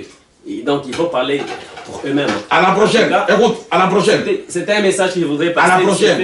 Ces gens-là, s'ils étaient intelligents. Oui. S'ils étaient intelligents. Ils sont quand même intelligents. Attends, non, s'ils étaient intelligents. Oui. Ils devraient se comporter comme leur maître Shorakwetu. Shorakwetu a compris que non, ça c'est la lumière, nous sommes des chandeliers, nous devons nous taire. Mais dit, Oui. le maître c'était, mais un disciple impoli qui doit. Attends d'abord. Oui. Je ne dis pas qu'il n'exerce pas, Oui. mais il est intelligent. Il a compris que ça c'est la lumière. Nous tous nous sommes des torches et des lampes. Mais ce qui me Mais il n'a surprend. pas voulu suivre la lumière. Mais ce qui me surprend, Oui. hein, le fait de la lumière là, qui doit venir faire un débat avec la lumière, tu vois que c'est la sorcellerie, ils sont fous. Moi, je les félicite toujours. Parce que c'est quelqu'un qui a compris, il a regardé, il dit non, ça c'est la lumière qui vient de Dieu. Patriarche, allons conclure. Bon, disons, c'est ce que je t'ai dit quand il dit que c'est lui qui voudrait venir, ils ne viendront jamais. Jamais, parce qu'ils ont compris que la lumière est là. Jérémie chapitre 4. Oui, verset 22 à 25. Verset 22 à 25. Oui. Certainement mon peuple est fou. Ils sont fous. Il ne me connaît pas. Oui. Ce sont des enfants insensés, dépourvus d'intelligence. C'est-à-dire, chaque personne qui voudrait contredire l'envoyé de Dieu son enseignement, c'est seulement un insensé. Or, c'est cet enseignement qui doit te donner la vie. C'est que tu voudrais contredire. Que le temps des chandeliers est terminé. Comment vous voudriez quand même que les gens viennent vers vous? Parce que, en tout cas, comme là, jusque-là, vous prétendez avoir seule la vérité. Mais comment? Vous n'avez pas des mots doux, patriarche. Hein? C'est comme si, je ne sais pas, vous voudriez donner à manger à un chien et vous tenez en même temps un bâton. Est-ce qu'il va venir? Mais quand il venait, et je n'avais pas de bâton. Mais j'avais toujours le bâton. Mais il venait. Alors, ils doivent encore avoir le même courage pour venir. Non, mais pas c'est-à-dire, les problèmes, c'est quoi? Même tout le monde. Ceux qui nous suivent. Non, je demande tout le monde. C'est lui qui se prétend avoir quelque chose, il peut venir. Mais le problème, c'est quoi? Ce qui décourage les gens, c'est quoi? C'est mon enseignement. C'est là où l'homme se rend compte que, effectivement, je suis ignorant. Qu'est-ce que j'irai dire devant cet homme-là? Non. Il doit se taire et croire au message et être sauvé, un point. En tout cas, moi, je ne suis pas avocat des pasteurs, je suis avocat des enfants de Dieu, ceux qui sont dans les ténèbres, ceux qui sont manipulés, ceux qui sont vraiment embourbés avec les multiples services. Des chandeliers. Bon, avec des chandeliers, comme vous les traitez. Moi, je défends ceux-là. Alors, dans ces cas, j'aimerais que non, que vous travaillez en fonction d'eux beaucoup plus. Qu'ils comprennent et qu'ils puissent au moins sortir de là où ils sont captifs. Je crois, en suivant ce message, ils comprendront. Tu peux reprendre les livres que tu viens de lire. Je suis certain que les enfants de Dieu sont éclairés. Ils vont comprendre qu'effectivement, on était engloutis par des bandits. Nous avons 5 minutes qui nous restent, et là on va clôturer. Je vais faire vite, vraiment. Certainement mon peuple est fou. Il ne me connaît pas. Il ne connaît pas l'Éternel. Ce sont les enfants insensés, dépourvus d'intelligence. Ils sont habiles pour faire le mal, mais ils ne savent pas faire le bien. Je regarde la terre, et voici, elle est informe et vide. Les cieux et leur lumière a disparu. Je regarde les montagnes, et voici, elles sont ébranlées. Elles sont ébranlées, et toutes les collines chancellent. C'est jusqu'à 25. Jusqu'à 25, oui. Je regarde, et voici, il n'y a point d'homme. Et tous ces oiseaux des cieux ont pris la fuite. Le verset est très clair. On dit que quand on regarde d'abord, malgré tout ce que les chandeliers ont fait, jusqu'à présent, la terre n'a pas de forme. Et elle est toujours vide. C'est-à-dire, les disciples ne comprennent rien. Même ceux qui étaient comme des montagnes parmi les prédicateurs, ils n'ont absolument rien de la connaissance de Dieu. Enfin, tous ces gens-là, leur temps est dévolu. Ils doivent abandonner le peuple de Dieu afin que le peuple de Dieu puisse suivre maintenant la lumière qui doit les conduire pour avoir la vie éternelle. Tu ne peux pas chercher ta vie derrière les enfants de Dieu, non. Vous devez laisser les enfants de Dieu libres de pouvoir chercher la lumière afin d'être sauvés. Job chapitre 29, verset 3. Job chapitre 29, verset 3. Job chapitre 29, verset 3. Job 29. Verset 3. 29, verset 3. Oui. Quand sa lampe brillait sur ma tête et que sa lumière me guidait dans les ténèbres. Alors, le problème des chandeliers, les chandeliers doivent guider quelqu'un dans les ténèbres. Quand vous êtes dans les ténèbres, oui, à ce moment-là, les chandeliers peuvent éclairer. Et non pas quelqu'un qui est pendant le jour, non. Il n'a pas besoin du chandelier. Reprends. Quand sa lampe brillait sur ma tête, et que sa lumière me guidait dans les ténèbres, oui, c'était tout. Ça dit, le rôle des chandeliers, c'est pouvoir seulement éclairer celui qui est dans les ténèbres. Même point. Déjà... Quand quelqu'un quitte dans les ténèbres, il n'a pas besoin du chandelier. Il n'a pas besoin de torche. Est-ce que ce n'est pas le rôle principal de toute la lumière, en fait, même qu'elle soit grande ou petite? C'est sortir quelqu'un dans les ténèbres. Non, non, tu vois que les chandeliers, c'est quand quelqu'un est dans les ténèbres. C'est là où on va l'éclairer. Les chandeliers tentent de t'éclairer. Mais quand il n'y a plus de ténèbres, les chandeliers ne peuvent pas t'éclairer. C'est la raison pour laquelle toi-même tu as dit que quand il y a la lumière, vous voyez une torche, une lampe, on est fou. Tu as répondu. Et tu voudrais dire que c'est moi qui t'ai jury. 2 Pierre chapitre 1 verset 19. 2 Pierre chapitre 1 verset 19. 2 Pierre chapitre 1 verset 19. Verset 19. Oui. Et nous tenons pour d'autant plus certaine la parole prophétique à laquelle vous faites bien de prêter attention, comme à une lampe Qui brille dans un lieu obscur, jusqu'à ce que le jour vienne apparaître et que l'étoile du matin s'élève dans vos cœurs. Mais là, tu as compris. Parce que tu vas poser la question. Pourquoi tu insistes seulement sur Élie et Moïse? Non, on nous dit tous les prophètes sont des chandeliers. Leur rôle, c'était d'éclairer pendant la nuit. Tu peux les prendre. Tous les prophètes. La parole prophétique, c'est une lampe. Alors, ce sont des chandeliers. Et nous tenons pour d'autant plus certaines la parole prophétique à laquelle vous faites bien de prêter attention, comme à une lampe qui brille dans un lieu obscur. Alors, les prophètes sont des chandeliers. Les chandeliers devraient guider les gens dans les ténèbres, un point, un trait. Effectivement, puisque vous avez suscité les branhamistes, peut-être... C'est un prophète. Mais oui, le Branham, c'est un prophète. Eux-mêmes, ils l'appellent prophète. Non, non, c'est eux qui l'appellent prophète. Un prophète doit mourir à Jérusalem. C'est ça l'erreur. C'est ça l'erreur qu'ils ont fait. Mais écoute, ce n'est pas seulement lui. Même les Kimbang, on dit Kimbang c'est un prophète. Non. Un prophète, un vrai prophète, doit mourir à Jérusalem. Tout prophète, c'est la parole de Dieu. Tout prophète qui doit mourir en dehors de Jérusalem, ce n'est plus un prophète. Là, c'est la parole de Dieu. Non. Puisque vous parlez de ça, ça veut dire que dans ces cas, nous connaîtrons qu'il est impossible de reconnaître un prophète vivant. C'est seulement, nous regarderons, quand il va mourir en ce moment-là, dès qu'il meurt, en ce moment-là, nous disons que non. Non, pour le moment, il n'y a pas de prophète. L'heure est passée. Qu'est-ce que tu crois?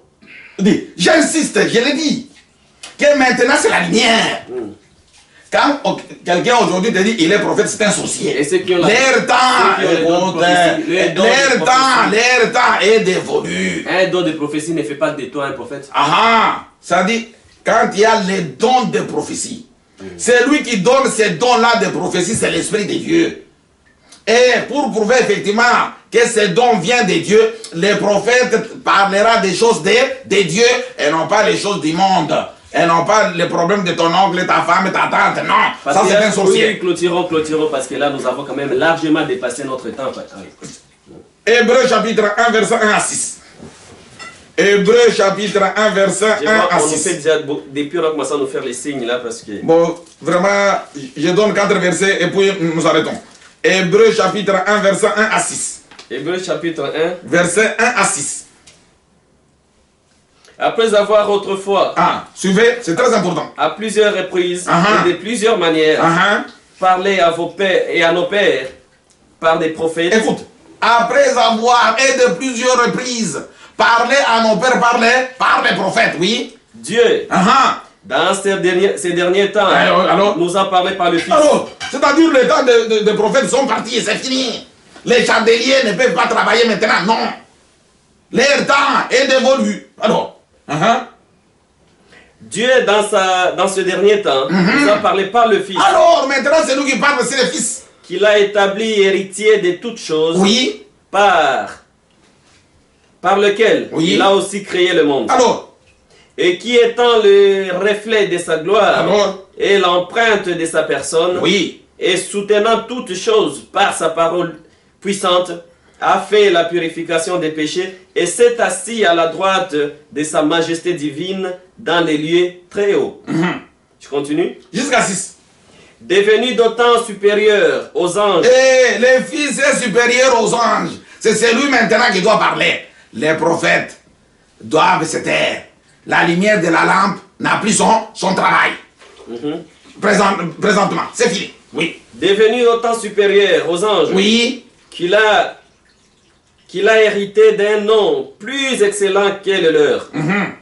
Car auquel des anges a-t-il jamais dit tu es mon fils et je t'ai engendré aujourd'hui. Oui. Et encore, je serai pour lui un père et il sera pour moi un fils. C'est celui qui doit parler. Et lorsqu'il introduit de nouveau dans le monde le premier-né, il dit. Qu'est-ce qu'il a dit? Que tous les anges de Dieu l'adorent. Alors, c'est-à-dire, aujourd'hui, c'est lui qui doit conduire le peuple de Dieu, c'est le Fils. Même les anges sont en train d'adorer le Fils, puisque c'est la lumière du Fils qui est la lumière éternelle. On n'a pas besoin maintenant d'être conduit par des chandeliers, non. Les chandeliers, c'était pendant la nuit, dans l'obscurité. Apocalypse chapitre 22, verset 5. Donc, si, là où nous voyons encore des chandeliers aujourd'hui, tout de suite nous devrons comprendre qu'ils sont dans l'obscurité. Il y a l'obscurité. Il y a l'obscurité. Et même si ces chandeliers n'est pas allumé. Ça n'a plus d'importance. C'est pour te faire voir que non. C'est-à-dire, ici, ils sont dans l'obscurité, ou carrément, ce sont des fous. C'est tout.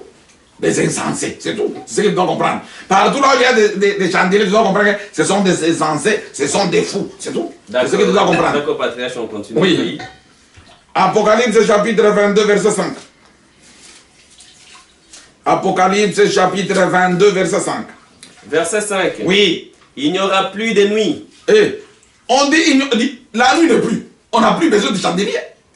Et ils n'auront plus besoin ni de lampes, ni de lumière, parce que le Seigneur Dieu, alors, le Seigneur Dieu lui-même, les éclairera et ils régneront au siècle des siècles. Ça dit, il n'y aura pas de nuit.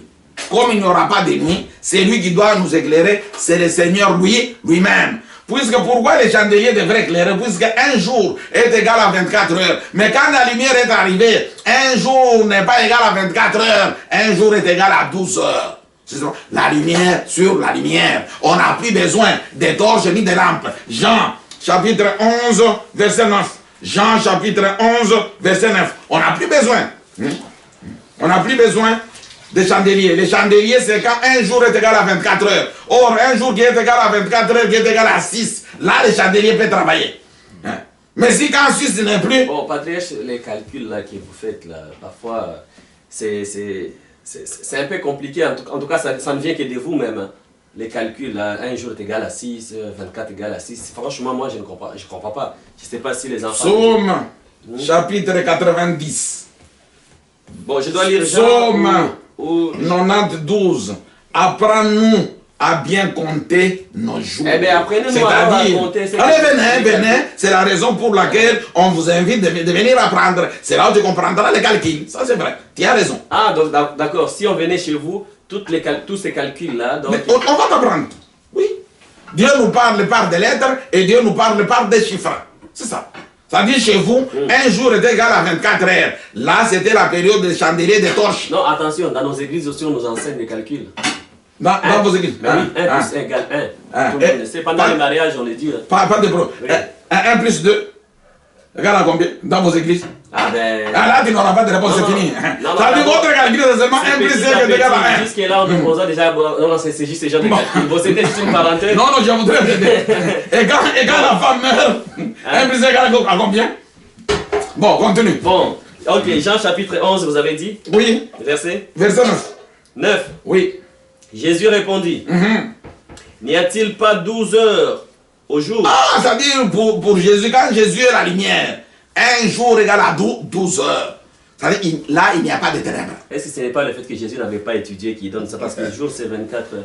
Qui t'a dit que Jésus n'a pas étudié? Ah, mais dit, parce que ça, c'est quel genre de calcul là? Non, mon père m'a enseigné. Et je parle de ce que j'ai appris de mon père. Qui t'a dit que Jésus n'a pas enseigné? Le seul prophète, il est deux, c'est Mahomet. C'est Mahomet. Alors, il ne faut pas mélanger les choses. Bon. Et c'est la raison pour laquelle même Nicodème l'a appelé docteur. Il a même présenté sa thèse. Alors, qu'est-ce que tu crois? Patriarche, on continue. Oui, continue. On n'est pas d'abord avec. On ne parle pas d'histoire des frères musulmans ou moi, mais. Ok. Mais vous tous, vous êtes des musulmans. Alors, bon, continue. Ça va. Donc, Jésus répondit. Oui. N'y a-t-il pas 12 heures au jour? Si quelqu'un marche pendant le jour, il ne bronche point parce qu'il voit la lumière de ce monde. Ah, c'est-à-dire, quand quelqu'un est éclairé par Jésus, pour lui, un jour est égal à 12 heures. C'est seulement la lumière. Il est conduit par la lumière. Il n'a pas besoin encore d'une lumière éphémère qui doit s'éteindre n'importe quand. Non. C'est-à-dire, c'est lui maintenant qui doit éclairer le peuple de Dieu. Matthieu, c'est le verset que je t'avais dit que j'ai ce verset, on va le lire. C'est le verset où vous en avez encore? Non, il reste un verset. Matthieu chapitre 5. Matthieu chapitre 5, verset 17 à 16. Matthieu 5, 17. Matthieu chapitre 5, verset 15 à 16. 15 à 16. Matthieu 5, 15, 16. Et on n'allume pas une lampe pour la mettre sous le boisseau. Oui. Mais on la met sur le chandelier. Et elle éclaire tous ceux qui sont dans la maison. Alors, que votre lumière luise ainsi devant les hommes, afin qu'ils voient vos bonnes œuvres et qu'ils glorifient votre Père qui est dans les cieux. On dit ceci, le travail des chandeliers, la lumière des chandeliers, c'est pour éclairer pour ceux qui sont dans les ténèbres. C'est-à-dire dans la maison. C'est ça, dans la maison, votre maison c'est quoi? C'est dans les ténèbres là. C'est-à-dire quand tu ne voles pas, tu ne te prostitues pas, tu ne fais pas quoi que ce soit, tu seras apprécié par les gens. C'est la raison pour laquelle les jeunes hommes riches, quand il était parti voir Jésus, et il avait posé la question, qu'est-ce que dois-je faire pour hériter le royaume des cieux? Jésus voudrait l'envoyer chez les chandeliers. Qu'est-ce qu'il avait dit? J'ai observé tout ceci depuis très longtemps. Je ne vole pas, je ne fais pas quoi que ce soit. Mais Jésus lui avait dit non, il te manque une chose. C'est-à-dire, ce que je voudrais dire, que les chandeliers, c'était une lumière éphémère. C'est-à-dire, les chandeliers, c'était pour éclairer les gens comment vivre dans la société, comment se comporter. Ça n'a pas à faire avec la vie éternelle. Ceux qui doivent nous donner la vie éternelle, c'est Jésus qui est la lumière du monde. C'est-à-dire, tous ceux qui sont en train de suivre aujourd'hui les chandeliers, ils sont dans l'Ancien Testament ou l'Ancienne Alliance, ils ne peuvent pas avoir la vie. Maintenant, comme la lumière est là, les gens sont invités maintenant de venir suivre la lumière. Et bien voilà, peuple de Dieu, nous avons été très ravis, nous avons été vraiment très bénis par le serviteur de Dieu. C'est par là que nous mettons le terme à cette émission d'aujourd'hui. Patriarche, est-ce que vous avez un dernier mot à dire? Franchement, nous avons été édifiés. Mais il y a juste une question avant que je vous laisse conclure. Ok, vous avez parlé de lumière, vous avez parlé de chandeliers, mais finalement, pour quelqu'un qui ne comprend pas votre langage, pour quelqu'un qui ne comprend... Parce que là, c'est comme si ça reste encore un peu mystérieux. Vous avez parlé de lumière, mais quelle lumière? De quelle lumière vous parlez? Lumière, c'est ça. Jésus dit qu'il est lumière. Chandelier, ça donne lumière, mais lumière exactement, c'est quoi avant que nous puissions nous séparer? La lumière, c'est la connaissance de la parole de Dieu qui nous donne la vie éternelle. C'est-à-dire, toute la Bible, à partir de la Genèse jusqu'à l'Apocalypse, quand on va t'enseigner, c'est à ce moment-là que tu auras la connaissance. C'est cette connaissance qui va te conduire dans la vie éternelle. C'est ça la lumière qui doit conduire quelqu'un qui est Jésus, qui est la parole de Dieu, la sagesse de Dieu. Là, j'ai compris. Et j'espère que vous aussi, vous avez compris l'explication de notre patriarche. Et bien voilà, dernier mot avant que nous puissions clôturer. Bon, le dernier mot d'abord, je remercie cette émission qui est à la quête de la vérité. Que Dieu vous bénisse. Je salue tout le monde à Bruxelles. Nous avons notre frère Moron Tamboué, Maurice. Nous avons le pasteur Amissi. Et je ne peux pas oublier de pouvoir saluer le secrétaire général du Collège mondial pour la dimension intégrale de l'homme, le docteur Kondoma Milumbo Pascal. Je salue le frère Mako Makondele. Je salue tous les frères du collège, ceux qui sont en Afrique du Sud, aux États-Unis, Enrique Baito, et tous les autres, je crois, à la prochaine main. Ceux qui ont besoin de nous, notre numéro, c'est plus 32 0032 466 033 824. Plus 32 466 033 824. Ça, c'est mon numéro. Quand vous m'appelez, vous m'aurez directement et vous poserez toutes vos questions. Je vous remercie. Que la grâce de Dieu soit avec vous. Et bien voilà, quant à nous, nous vous disons à la prochaine. Restez toujours branchés et prêts à suivre votre émission. Soyez bénis, soyez bénis.